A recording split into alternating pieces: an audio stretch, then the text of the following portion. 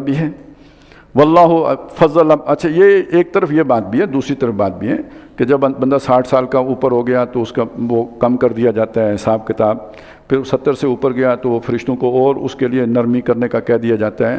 ایک عمر میں جا کے تو فرشتوں کو حکم دے دیا جاتا ہے کہ جی اب اس کی برائیاں نہیں لکھنا، جو نیکی کرے وہ لکھ دینا، جو برائی کرے وہ لکھنا ہی نہیں. وہ ایک علیحدہ مسئلہ ہے. لیکن دوسری طرف ہمیں یہ سمجھنا چاہیے جی کہ آخر کریں گے کیا، نتیجہ کیا نکلے گا. اویس کو ہے نشاط کار کیا نہ ہو مرنا تو جینے کا مزہ کیا. واللہ فضل بعضکم علی بعض فی الرزق. اللہ نے تم میں سے بعض کو بعض پر رزق میں فضیلت دی ہے. کسی کو کھرب پتی بنا دیا ہے اور کوئی 2 وقت کی روٹی کو ترستا ہے، سوکھی روٹی بھی نہیں ملتی اس کو.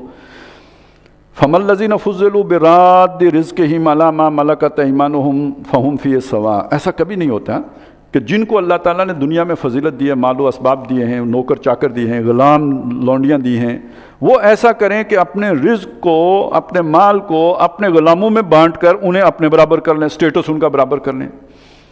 کبھی ایسا نہیں ہوا. یہ بات کیوں کہی؟ اللہ کیوں ایسا کرے گا کہ وہ کچھ لوگوں کو اپنے اختیارات بانٹ دے؟ تم یہ نہیں کرتے. افبنعمت اللہ یجحدون. تو کیا یہ اللہ کی نعمتوں کے منکر ہیں؟ واللہ جعل لکم من انفسکم ازواجا. اللہ وہ ہے جس نے تمہاری ہی قسم سے، تمہاری ہی نوع سے بلکہ کہنا چاہیے، تمہارے جوڑے بنائے. وجعل لکم. اب دیکھیے نا وہ خچر پیدا ہونے کا طریقہ جو ہے اس میں تو 2 مختلف جو ہے نا سپیشیز کا ملاپ ہوتا ہے تو خچر پیدا ہوتا ہے. تو انسانی افزائش کے لیے اللہ تعالیٰ نے ایسا نہیں کیا، تمہاری اپنی اسپیشی ہے جس سے اللہ تعالیٰ نے تمہارا جوڑا بنایا ہے. وَجَعَلَ لَكُم مِّنْ أَزْوَاجِكُمْ بَنِينَ وَحَفَدًا. اور اب تمہارے جوڑے سے اللہ تعالیٰ نے تمہارے لیے بیٹے بھی پیدا کیے اور پوتے بھی پیدا کیے. اب پوتوں کا خاص طور پہ ذکر آیا. بعض اوقات ہوتا ہے نا کہ بندے وہ کہتے ہیں جی مال جو اصل ہوتا ہے اس سے نفع زیادہ عزیز ہوتا ہے، تو پوتے گویا اضافی ہو گئے اور وہ پیارے بھی بہت ہوتے ہیں. وَرَزَقَكُم مِّنَ الطَّيِّبَاتِ. اور تمہیں پاکیزہ چیزوں سے رزق دیا. أَفَبِالْبَاطِلِ يُؤْمِنُونَ. تو کیا تم جو جھوٹ ہے، باطل ہے، اسے تو مانتے ہو؟ وہ بے نعمت اللہ، وہ اسے تو مانتے ہیں. وہ بے نعمت اللہ ہم یکفرون. اور اللہ کی نعمتوں ہی کی ناقدری کرتے ہیں، ناشکری کرتے ہیں. وَيَعْبُدُونَ مِن دُونِ اللَّهِ مَا لَا يَمْلِكُ لَهُمْ. اور اللہ کے سوا ان کو پکارتے ہیں یا پوجتے ہیں کہ جو ان کے اختیار نہیں رکھتے ان کے لیے رزقا من السماوات والارض. آسمان اور زمین سے کوئی رزق دینے کا، شیئا کچھ بھی، ولا یستطیعون. نہ ان کے بس میں ہے کہ وہ ایسا کر سکیں. فلا تضربوا للہ الامثال. تو اللہ کے لیے مثالیں پیش نہ کرو، وہ کوئی اس کی مثال جیسا نہیں ہے. لا مثل لہ ولا مثال لہ. ان اللہ یعلم وانتم لا تعلمون. اللہ جانتا ہے اور تم نہیں جانتے. ضرب اللہ مثلا عبدا مملوکا لا یقدر علی شیء. اللہ تعالیٰ مثال بیان کرتا ہے ایک غلام بندے کی جو کسی کی ملکیت ہے، یعنی اس کی اپنا کوئی اختیار نہیں ہے، مالک پر ڈیپینڈنٹ ہے. لا یقدر علی شیء. وہ کسی شے کی مقدرت نہیں رکھتا. ظاہر ہے جو غلام ہوتا تھا اس کا اپنا کوئی مال ہو نہیں سکتا تھا، وہ خود کسی کا مال ہے تو اس کا اپنا مال کیا ہوگا؟ جو ہے اس کا وہ بھی کسی اور کا ہے. قانونی حیثیت یہ ہوتی تھی کہ اگر مالک نے اپنے غلام کو کوئی شے دے بھی دی ہے تو اس شے کا بھی مالک ہی رہے گا، غلام اس کا مالک نہیں کہلائے گا قانونی طور پر. وَمَنْ رَزَقْنَاهُ مِنَّا رِزْقًا حَسَنًا. اور ایک اور بھی ہے جس کو ہمارے پاس سے رزق حسن، بہت اچھی روزی مل رہی ہے. فَهُوَ يُنْفِقُ مِنْهُ سِرًّا وَجَهْرًا. اور وہ اس میں سے خرچ کر رہا ہے چھپا کر بھی اور ظاہر بھی. هَلْ يَسْتَوُونَ. کیا یہ دونوں برابر ہو سکتے ہیں؟ یہ ایک مثال دی ہے، اس میں 2 معنی نکالیں کہ ایک وہ شخص ہے کہ جو مملوک ہے اور دوسرا وہ ہے جو اس کے مقابلے میں مختار ہے، مالک ہے. یہ دونوں برابر نہیں ہو سکتے. تو مطلب کیا ہے؟ تم سب اللہ کے مملوک ہو، سب اللہ کے غلام ہو. جو مانتا ہے وہ بھی غلام ہے، جو نہیں مانتا وہ بھی غلام ہے. اللہ اپنے اختیار میں سے کسی کو کیوں دے گا یا اپنے اس میں کیوں شامل کرے گا جبکہ دنیا میں غلام کا کوئی حق نہیں ہوتا ملکیت کا. لہذا یہ جن کے بارے میں تمہارے تصورات ہیں یہ ہمارے کام آئیں گے، مشکل کشائی کریں گے، ان کو کوئی حق اس کا نہیں ہے، اللہ نے یہ نہیں دیا ہے. ایک معنی تو یہ ہو گیا. دوسرا یہ کہ سارے غلام بھی برابر نہیں ہوتے. ایک غلام وہ ہوتا ہے جس کے پاس کوئی مال نہیں، کوئی اختیار نہیں، کوئی صلاحیت نہیں، کوئی وہ بول چال نہیں کر سکتا، کوئی بات سمجھا نہیں سکتا. اور دوسرا غلام وہ ہے کہ جس کو اللہ نے رزق دیا ہے وہ اسے پھیلاتا ہے، بانٹتا ہے. تو کیا یہ دونوں غلام برابر ہیں؟ یہ بھی برابر نہیں ہے. اشارہ کس طرف ہوا؟ یہ جو مشرک ہیں، غلط عقائد پہ کھڑے ہیں، یہ اللہ کے کس کام کے ہیں؟ اور ان کے مقابلے میں یہ جو نبی صلی اللہ علیہ وسلم ہیں اور ان کے ساتھی ہیں، یہ اللہ کے دین کی خدمت میں لگے ہوئے ہیں، اللہ کا کلام پھیلا رہے ہیں۔ یہ وہ غلام ہیں جو کارآمد ہیں، جو اللہ کا کام کر رہے ہیں، جو اللہ کی نصرت کر رہے ہیں، جو اللہ کے مددگار ہیں۔ وَلِيَعْلَمَ اللَّهُ مَن يَنصُرُهُ وَرُسُلَهُ بِالْغَيْبِ، تو اس نصرت کے معیار پر یہ پورے اتر رہے ہیں۔ هَلْ يَسْتَوُونَ، کیا یہ برابر ہو سکتے ہیں؟ الحمدللہ، شکر اللہ کا کہ یہ برابر نہیں ہیں۔ سمجھ میں آتا ہے کہ یہ برابر نہیں ہیں، یہ برابر ہوتے تو ظلم ہوتا، اور چونکہ ظلم نہیں ہے اس لیے اللہ کا شکر ہے۔ بل اکثرهم لا یعلمون، لیکن ان کی اکثریت نہیں جانتی۔ اسی دوسری مثال کو مزید کھولا، وَضَرَبَ اللَّهُ مَثَلًا الرَّجُلَيْنِ أَحَدُهُمَا أَبْكَمُ لَا يَقْدِرُ عَلَى شَيْءٍ، اور مثال بیان کرتا ہے اللہ تعالیٰ دو آدمیوں کی، جن میں سے ایک جو ہے وہ گونگا ہے۔ جب ظاہر ہے گونگا ہے تو بہرا بھی ہے، وہ بہرا تھا تو گونگا ہوا نا، اگر وہ سن سکتا ہوتا تو بولتا بھی، تو وہ سن نہیں سکتا اس لیے بول نہیں پا رہا۔ لا یقدر علی شیء، وہ کسی شے کی قدرت نہیں رکھتا۔ ایک اور مسئلہ بھی ہے اس کے، وہو کل علی مولا، وہ پوری طرح اس کا انحصار اپنے مولا پر، اپنے آقا ماسٹر کے اوپر ہے، یعنی وہ اپنے جیسے یہ وہ کیفیت ہے گویا اپنے منہ میں نوالا بھی نہیں ڈال سکتا، بالکل بیکار نکھٹو۔ اینما یوجہ، جدھر بھی اسے کسی کام پر بھیجو، لا یات بخیر، وہ خیر کر کے نہیں آتا، جس کام پہ بھیجو خرابی کر کے آتا ہے، ایسا نکما آدمی ہے۔ حل یستوی ہوا، بھلا یہ برابر ہو سکتا ہے اس کے، ومن یامر بالعدل، جو عدل کے ساتھ چلتا ہو، انصاف کا حکم دیتا ہو، جس کے عقائد بھی عدل پر ہوں، جس کے نظریات و خیالات بھی عدل پر ہوں، جس کے اعمال بھی عدل پر ہوں، جس کے جذبات بھی عدل پر ہوں، جس کا پورا کردار عدل پر ہو، اور جو لوگوں کو بھی عدل کے مطابق فیصلے کر سکتا ہو، ان کو عدل کے ساتھ ایک نظام دے سکتا ہو، سیاسی، سماجی، معاشی مسائل کا حل اپنے حکیمانہ رائے سے پیش کر سکتا ہو، یہ دونوں کیا برابر ہو سکتے ہیں؟ ایک وہ ہے کوئی خیر نہیں کر سکتا، دوسرا یہ ہے کہ جو گویا انسانی معاشرے کے لیے ایک حکیم کا کردار ادا کر سکتا ہے۔ کیا یہ دونوں برابر ہو سکتے ہیں؟ وَهُوَ عَلَىٰ صِرَاطٍ مستقیم، یہ وہ ہو بھی وہ صراط مستقیم پر؟ کیا خیال ہے؟ میرا خیال ہے یہاں پڑھ لیتے ہیں، پھر اس کے بعد آخری والا کر لیں گے۔ بارک اللہ لی و لکم فی القرآن العظیم و نفعنی و ایاکم بالآیات والذکر الحکیم۔ من لسانی یفقہوا قولی، آمین یا رب العالمین۔ ابھی تلاوت سنتے ہوئے مجھے احساس ہوا کہ آیت نمبر 16 ترجمہ ہونے سے رہ گئی ہے۔ اس سے پہلے یہ تھا کہ ہم نے زمین میں لنگر رکھے، یعنی پہاڑ، تاکہ وہ زمین تمہیں لے کے کسی ایک طرف جھک نہ جائے۔ وَأَنْهَارًا وَسُبُلًا، اور نہریں بھی چلائیں اور رستے بھی رکھے، لَعَلَّكُمْ تَهْتَدُونَ۔ اس کے بعد ہے وَعَلَامَاتٍ، اور ہم نے علامتیں رکھی۔ رستے چلنے کے لیے ظاہر نشانیاں ہوتی ہیں جن کو دیکھ کر رستہ چلا جاتا ہے، یہ فلانا گاؤں آ گیا، فلانا درخت ہے، فلانا موڑ ہے، تو یہ گویا ہم نے علامتیں دی ہیں تاکہ تم رستوں پہ چل سکو۔ سارا ایک ہی جیسا ہوتا ہے تو پھر جیسے صحرا میں آدمی بھٹک جاتا ہے تو یہاں بھی بھٹک جاتا ہے۔ وَبِالنَّجْمِ هُمْ يَهْتَدُونَ، اور جہاں پہ علامتیں نہیں رکھیں وہاں ستارے ہیں کہ جن کے ذریعے سے تم راہ پاتے ہو، یعنی اس سے اپنے دیکھتے ہو شمال کدھر ہے، جنوب کدھر ہے، اور یعنی سمندر میں بھی اور صحرا میں بھی ان کے ذریعے سے تم رستہ پاتے ہو۔ یہ آیت رہ گئی تھی۔ چلیں جی اب آگے چلتے ہیں۔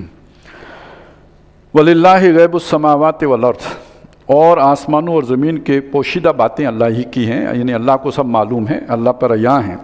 وَمَا أَمْرُ السَّاعَةِ إِلَّا كَلَمْحِ الْبَصَرِ، اور آخرت قیامت کا جو معاملہ ہوگا، اللہ کا فیصلہ، وہ ایسے ہوگا جیسے آنکھ کی لپک، جیسے پلک جھپکتی ہے اتنی دیر میں قیامت واقع ہو جائے گی۔ او ہوا اقرب، بلکہ اس سے بھی قریب ہے، وہ اس سے بھی زیادہ آسانی سے ہو جائے گی۔ ان اللہ علی کل شیء قدیر، بے شک اللہ سب کر سکتا ہے۔ واللہ اخرجکم من بطون امہاتکم، اللہ وہ ہے جس نے تمہیں تمہاری ماؤں کے پیٹوں سے نکالا، لا تعلمون شیئا، اس حال میں کہ تم کچھ نہیں جانتے تھے، کچھ علم نہیں تھا، کوئی سمجھ نہیں تھی۔ وجعل لکم السمع والابصار والافئدہ، اور اس نے تمہیں سماعت، بصارت اور یہ کہ سوچنے سمجھنے کی صلاحیت دے دی۔ ظاہر ہے سننے کی صلاحیت بھی ہے، پھر دیکھنا میرا خیال ہے 7ویں 8ویں دن یا پتہ نہیں کتنے عرصے بعد بچہ دیکھنا شروع کرتا ہے۔ جب پیدا ہوئے تو تم کچھ نہیں کر سکتے تھے، پھر آہستہ آہستہ تمہاری یہ ساری قابلیتیں یا استعدادات جو ہیں وہ پروان چڑھیں۔ لعلکم تشکرون، اور یہ سب تمہیں اس لیے دیا تاکہ تم شکر گزار بنو۔ अलम यराउ इला तैर मुसख्खरातिन फ़ी जव्विस समा, क्या वो नहीं देखते परिंदों की तरफ, वो उस परिंदे की तरफ के जो आसमानों के ऊपर जो है ना वो पर बांधे हुए अल्लाह के हुक्म के ताबे उड़ रहे होते हैं। मा युमसिकुहुन्ना इल्लल्लाह, उन्हें नहीं थाम रखा परिंदों को मगर ये कि अल्लाह ने, अल्लाह के सिवा उन्हें थामने वाला कोई नहीं। इन्न फ़ी ज़ालिका लआयातिन लिक़ौमिन युमिनून, बेशक ईमान लाने वालों के लिए इसमें निशानियाँ हैं। वल्लाहु जअल लकुम मिन बुयूतिकुम सकना, अल्लाह ताला ने तुम्हारे लिए तुम्हारे घरों के अंदर सुकून रखा है, वहाँ जाके तुम आराम करते हो, चैन पाते हो, तस्कीन हासिल होती है घर में, और वहाँ पे तुम आबाद भी होते हो। वजअल लकुम मिन जुलूदिल अनाम बुयूता, और तुम्हारे लिए जो जानवरों की खाने हैं उनसे भी घर बनाए हैं, वो जो खैमा बनता है। तस्तखिफ़ूनहा यौम ज़ानिकुम व यौम इकामतिकुम, जो हल्का होता है तुम्हारे लिए जब उसे तुम सफ़र में लेके चलो और जब तुम क़याम करो, दोनों सूरतों में, यानी क़याम करते हो उसे तान लेते हो, उसमें रहाइश इख्तियार कर लेते हो, उसी अपने घर को बांधा और बांध के कंधे के ऊपर रख लिया, चल पड़े। इसी को खाना बदोश आप जो लफ्ज़ होता है ना वो यही है, यानी घर अपना कंधे के ऊपर, चलो। व मिन असवाफ़िहा व औबारिहा व अशआरिहा असासम व मतान इलाखीन, और इसी तरह जो भेड़ों की ऊन है और जो ऊँटों के बाल हैं और जो बकरियों के बाल हैं, उसमें भी तुम्हारे लिए कितने असबाब हैं जो उनसे तुम मुख्तलिफ़ चीज़ें बनाते हो, और ये कि एक वक्त तक के लिए इनसे फ़ायदा उठाना भी है, मतलब बेचते हो। ऊन कितने किस्मों की होती है, मुख्तलिफ़ जानवरों की जो है ना उसकी कीमत उसी हिसाब से होती है, ये तुम्हारे लिए असासा हैं। वल्लाहु जअल लकुम मिम्मा खलक़ ज़िलाला खलक़ लकुम मिम्मा वल्लाहु जअल लकुम मिम्मा खलक़ ज़िलाला, और जो कुछ भी अल्लाह ने बनाया, जो जितनी भी चीज़ें और तुम्हारे लिए जो पैदा किया, उसमें तो रखे साए, उसमें तुम्हारे उन चीज़ों के साए रखे। व जअल लकुम मिनल जिबाल अकनानन, और तुम्हारे लिए पहाड़ों के अंदर छुपने की जगह रखी, कोई हमलावर आ गए तो दौड़ के पहाड़ में छुप गए कहीं जाके। व जअल लकुम सराबिला तकीकुमुल हर्र व सराबिला तकीकुम बासकुम, और तुम्हारे लिए वो कुर्ते बनाए जो तुम्हें गर्मी से बचाते हैं, सख्त गर्मी। असल में ये हमारे यहाँ तो रिवाज ये है कि गर्मी हो तो कपड़े कम किए जाते हैं, लेकिन यहाँ पे लू चलती है, जहाँ पे बहुत सख्त गर्मी पड़ती है, तो वहाँ पे अगर आप तहफ़्फ़ुज़ के लिए कोई कपड़ा ऊपर पहनेंगे नहीं तो जल उठेंगे, तो वो कपड़े जो तुम्हें गर्मी से बचाते हैं, और वो कपड़े जो लड़ाई के वक्त तुम्हें काम आए, यानी वो कुर्ता, यानी ज़र्रा जो बनाते हो लोहे की, जो लड़ाई में तुम्हें बचाती है। कज़ालिका युतिम्मुन, अच्छा अब यहाँ एक बात नोट करें, ये कुर्ते किसने सिए? इंसानों ने। बनाने का तरीका किसने सीखा? इंसानों ने। मादा उसका अल्लाह ने रखा है, जो भी ऊन थी या जो भी थी, लेकिन बनाया किसने? इंसान ने। इसी तरह लोहा तो अल्लाह ने बनाया, उससे ज़र्रा बंद किसने बनाई? इंसान ने। ये किसकी टेक्नोलॉजी है? इंसान की। तो शुक्र किसका अदा करो? अल्लाह का। अब इसी पर क्यास करें कि आज भी इंसानों ने जो कुछ अपने बल पर बना लिया, अगर अल्लाह ने उसका मादा न बनाया होता तो यह सब कुछ बनाना मुमकिन न होता। लिहाजा असल शुक्र किसका वाजिब होगा? अल्लाह का।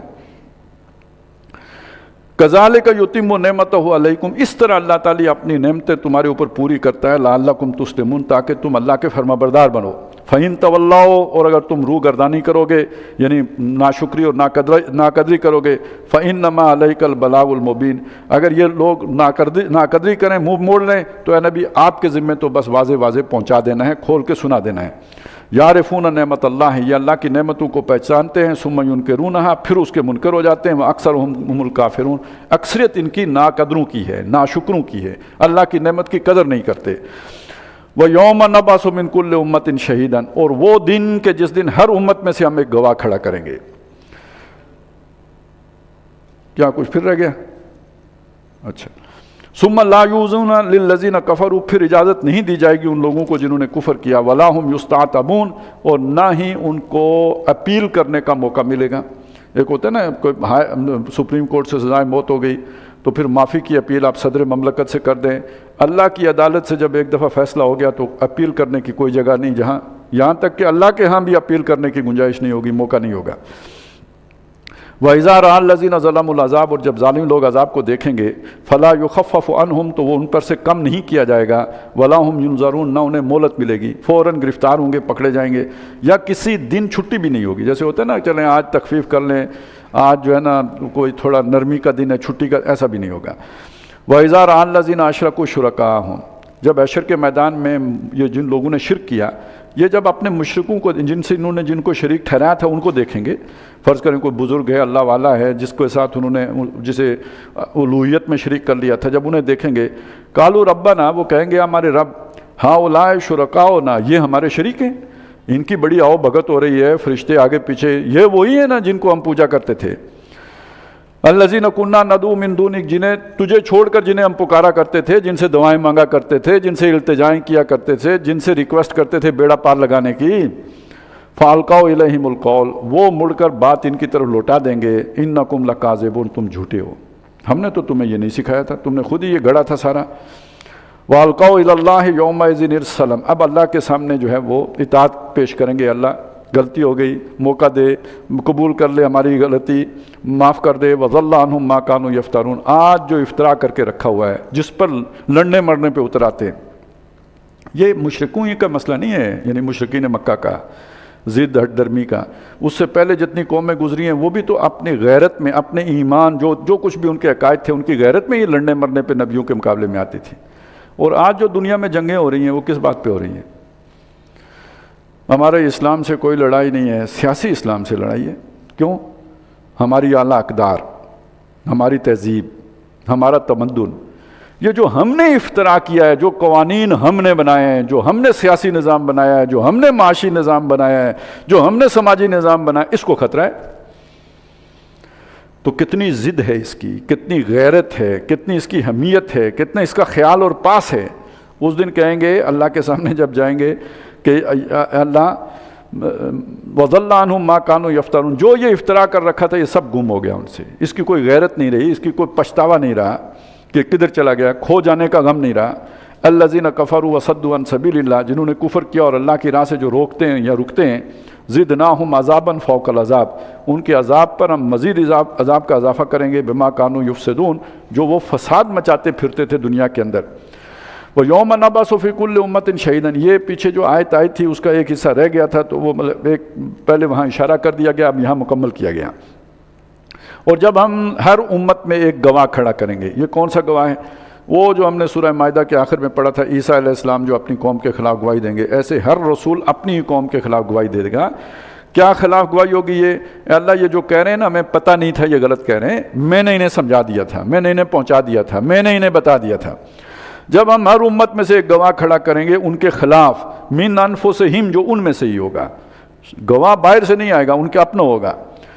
وہ سورہ یوسف میں یاد ہے نا کہ وہ جو خاتون نے الزام لگایا تھا یوسف علیہ السلام پر، تو گواہ کدھر سے آیا تھا؟ وَشَاهِدَ شَاهِدٌ مِّنْ أَهْلِهَا، گواہی دی تھی ایک گواہ دینے والے نے جو انہی میں سے تھا، مطلب ان کے گھر والوں میں سے تھا جس نے گواہی دی تھی، تو یہ بھی ان کے اندر سے ہوگا۔ وَجِئْنَا بِكَ شَهِيدًا عَلَىٰ هَٰؤُلَاءِ، اے نبی آپ کو گواہ بنا کر لائیں گے ان کے اوپر، یہ جو ابو جہل ہے، ابو لہب ہے، یہ ولید بن مغیرہ ہے، عتبہ ابن ربیعہ ہے، ابی ابن خلف، ان کے اوپر آپ کو گواہ بنا کے لائیں گے، کیونکہ یہ تو کہیں گے ہمیں پتہ ہی نہیں تھا، تو آپ آ کے بتائیں گے کہ میں نے ان کو بتایا ہے۔ وَنَزَّلْنَا عَلَيْكَ الْكِتَابَ، اور ہم نے آپ پر کتاب اتاری ہے، تِبْيَانًا لِكُلِّ شَيْءٍ، جو کھول کے بیان کرتی ہے ہر شے کے بارے میں، وَهُدًى وَرَحْمَةً، اور ہدایت اور رحمت ہے، وَبُشْرَىٰ لِلْمُسْلِمِينَ، اور فرما برداروں کے لیے اس میں خوشخبری ہے۔ ان اللہ یامر بالعدل والاحسان وایتاء ذی القربى وینہی عن الفحشاء والمنکر والبغی۔ اب یہ جو آیت ہے، آیت نمبر 90، اس کو بہت سے مفسرین نے لکھا ہے کہ یہ بہت جامع آیت ہے، یوں سمجھے قرآن مجید کا لب لباب ہے۔ یہ بھی کہ یہ ایک ہی آیت جو ہے نا اگر ہوتی تو اور کچھ بھی نہ ہوتا، لوگ اس کو پر غور کرتے تو گویا، یا یوں سمجھ لیں پورے قرآن مجید کی تشریح و توضیح یہی آیت ہے۔ اور اس کو جو خلیفہ راشد تھے حضرت عمر بن عبدالعزیز، انہوں نے خطبہ جمعہ میں شامل کیا ہے، آپ سنتے ہوں گے اکثر خطبے میں یہ آیت پڑھی جاتی ہے۔ ان اللہ یامر بالعدل، بے شک اللہ حکم دیتا ہے عدل کا، والاحسان، اور احسان کا، وایتاء ذی القربى، اور قریبی رشتہ داروں کے حقوق کو ادا کرنے کا یا ان کا خیال رکھنے کا۔ اب عدل کس شے کو کہتے ہیں؟ انصاف کرنا ہم کہتے ہیں عام طور پہ، اصل میں عدل انصاف کرنے کو نہیں کہتے، کسی کو اس کا حق پورا پورا دے دینا، جو اس کا حق بنتا ہے وہ پورا پورا دے دینا۔ سب سے پہلے تو ہمارا اپنا حق ہے کہ ہم چیزوں کو اپنے مفادات کے اس آنکھ سے نہ دیکھیں بلکہ حقائق کی آنکھ سے دیکھیں اور صحیح بات تک پہنچیں، اور خود بھی کوئی غلط نظریہ، غلط خیال، غلط عقیدہ ہو تو اس کی اصلاح کریں۔ جو آدمی اپنے ساتھ عدل نہیں کر سکتا وہ کسی دوسرے کے ساتھ کیا عدل کرے گا؟ تو انسان کی سب سے بڑی خوبی عدل کی ہے، اور اس عدل کا مظہر سب سے پہلے یہ ہے کہ وہ سیلف کرٹیسزم کر سکتا ہے یا نہیں کر سکتا، یہ پہلی منزل ہے۔ دوسرا، معاشرے میں جو چیزیں رواج پا چکی ہوئی ہیں، چلی آ رہی ہیں، والدین سے چلی آ رہی ہیں، ان کو ایز اٹ از نہ لے لو کہ چونکہ یہ رواج ہے تو یہ ٹھیک ہے، ان کا بھی ایک کرٹیکل انالیسس کرو، یہ ٹھیک ہیں یا ان میں کوئی حقوق و فرائض کے اندر گڑبڑ کی جا رہی ہے، اس کا بھی ایک جائزہ ہو، اور پھر جسے آدمی قبول کرے علی وجہ البصیرت قبول کرے، جسے رد کرے علی وجہ البصیرت رد کرے۔ اور یہ جو حقوق و فرائض ہی کے درمیان جو عدل ہوتا ہے وہ اصل عدل ہے، یعنی جس پر جو ذمہ داری ڈالی گئی ہے اتنے ہی اسے حقوق حاصل ہوں، یا جسے جتنے حقوق دیے گئے ہیں اتنی اس کے اوپر ذمہ داری بھی ہو۔ اور اسی کے عدم توازن کا نام ظلم ہے۔ ایک آدمی کام کچھ نہ کرے، تنخواہ اس کی 12 لاکھ ہو۔ اب یہ جو ہمارے ججوں کی پتہ نہیں 12 لاکھ تو ہی میرے منہ سے نکل گیا، پتہ نہیں 25-30 لاکھ کا پیکیج ہے آج اب جا کے ان کا، تو اس کے مقابلے میں ایک آدمی جان توڑ محنت کرے، اسے 2000 روپیہ ملے، تو اس سے آپ نے ذمہ داری کتنی اس کے اوپر ڈالی اور بدلے میں اس کو جو ہے نا آپ نے فائدہ کتنا پہنچایا۔ تو یہ حقوق و فرائض میں اونچ نیچ ہی ظلم کی بنیاد بنتا ہے۔ اور ویسے 3 چیزیں ہیں جن میں یہ عدل درکار ہوتا ہے سیاسی نظام میں، اور سیاسی نظام میں عدل یہ ہوتا ہے کہ ریاست جو ہوتی ہے وہ بہت مضبوط ہوتی ہے، فرد کمزور ہوتا ہے، ان کے درمیان عدل کرنا کہ دونوں کے یعنی ریاست فرد کے حقوق کے اوپر ڈاکہ نہ مارے، بے جا اس کو ظلم کا اپنے اور اپنی طاقت کا نشانہ نہ بنائے۔ دوسرا عدل کا تقاضا ہوتا ہے جی معاشی نظام کے اندر وہ تقسیم دولت جو بھی ہے اس کے اندر جو ہے عدل کا معاملہ کرنا، یہ جو میں نے ابھی آپ کے سامنے رکھا تھا، اونچ نیچ کے یہ مفاد یافتہ طبقات نہ پیدا ہوں بلکہ پورے عدل و انصاف کا معاملہ ہو۔ تیسرا سماجی عدل ہوتا ہے اونچ نیچ کے طرف، کوئی بائی برتھ اعلیٰ اور کوئی بائی برتھ گھٹیا نہ ہو سمجھا جائے، سب کو برابر سمجھا جائے۔ بعد میں اپنی محنت طاقت سے کسی نے زیادہ مقام حاصل کر لیا، کوئی پیچھے رہ گیا، وہ ایک علیحدہ بات ہے، لیکن بائی برتھ کسی کو گھٹیا یا اعلیٰ نہ سمجھا جائے۔ یہ وہ بنیادی عدل ہے جس کو جو سمجھے کہ انسانی اقدار ہیں۔ اس سے آگے وہ میں بتا چکا کہ آدمی اپنے اوپر بھی تنقید کر سکتا اور وہ عادلانہ بات کر سکتا، وہ جو ہم نے پڑھا تھا سورہ نساء میں وَلَوْ عَلَىٰ أَنفُسِكُمْ أَوِ الْوَالِدَيْنِ وَالْأَقْرَبِينَ، وہ شرائط پوری کرتا ہو۔ کسی کی دشمنی کی وجہ سے عدل کا دامن ہاتھ سے نہ چھوڑے، کسی کی محبت کی وجہ سے عدل کا دامن ہاتھ سے نہ چھوڑے۔ یہ تو ہے جی پہلا تقاضا۔ دوسرا احسان۔ احسان کا معاملہ اصل میں قانون سے اوپر ہے۔ بعض جو مثلا گھر کے معاملات ہیں وہ قانون سے نہیں چل سکتے، اس میں احسان کرنا پڑے گا۔ اب مثلا دیکھیں عدل کا تقاضا کیا ہے؟ عدل کا تقاضا یہ ہے کہ بھئی عورتیں ہیں، ان کے اوپر کوئی ذمہ داری نہیں ہے کہ آپ کا کھانا گرم کریں، آپ کی جرابیں ڈھونڈ کے آپ کو دیں، یہ جو آج کل نہیں کہتی پھرتی، ٹھیک کہتی ہیں بیچاری، یہ ان کی ذمہ داری تو نہیں ہے۔ ان کی یہ بھی ذمہ داری نہیں ہے کہ آپ کے بچے کو دودھ پلائیں، فرض نہیں ہے ان پر۔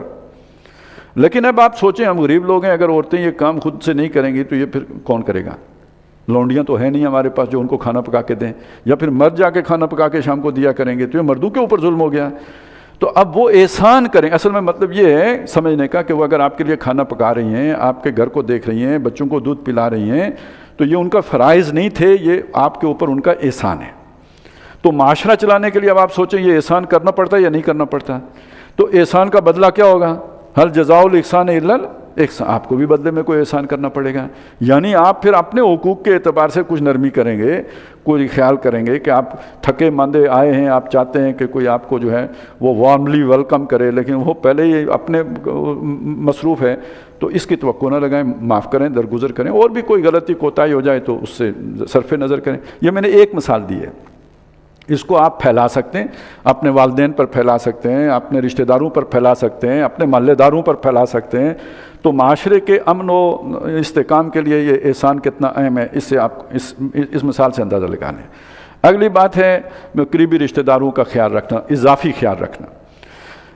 اب یہ بھی یوں سمجھے نا کہ یہ جو معاشرہ ہے، یہ آگے جا کے کھل جائے گا، سورہ بنی اسرائیل میں یہ سارا مضمون کھل جائے گا کہ جو محروم لوگ ہیں، جو پیچھے رہ گئے ہیں، انہیں اگر آپ ساتھ نہیں چلیں گے تو لے کے چلیں گے، ایک درجے میں ساتھ لے کے نہیں چلیں گے، تو یہ معاشرے میں ایک بڑی غلط تقسیم ہیوز اور ہیو ناٹس کی پیدا ہو جائے گی۔ یہ کل ایک طبقاتی کشمکش کو جنم دے گی۔ لہذا جو لوگ پیچھے رہ گئے ہیں ان کو ایک منیمم لیول پہ ساتھ لے کے چلنے کی ضرورت ہونی چاہیے معاشرے کے اندر۔ اس کا سب سے پہلا حقدار کون ہوگا جسے آپ نے ساتھ لے کے چلنا ہے؟ وہ 10 گاؤں دور جا کے آپ نے کوئی ویلفیئر کا کام کرنا ہے، یا جو آپ کا قریبی رشتہ دار ہے اس کا لحاظ کرنا ہے؟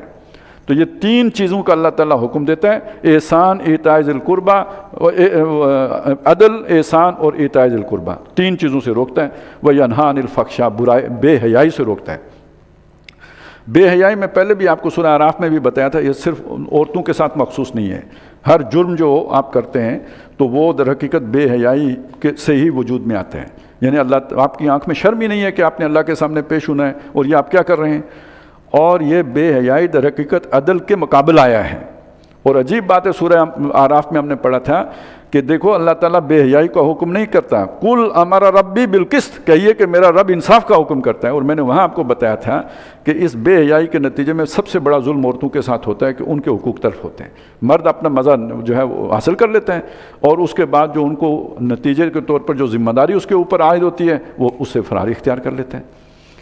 تو یہ اصل میں ایک سرمایہ، اچھا اس کا تعلق عدل کے ساتھ بھی ہے، دوسری طرح بھی ہے۔ جب تک آپ کے معاشی نظام کے اندر عدل نہیں ہوگا،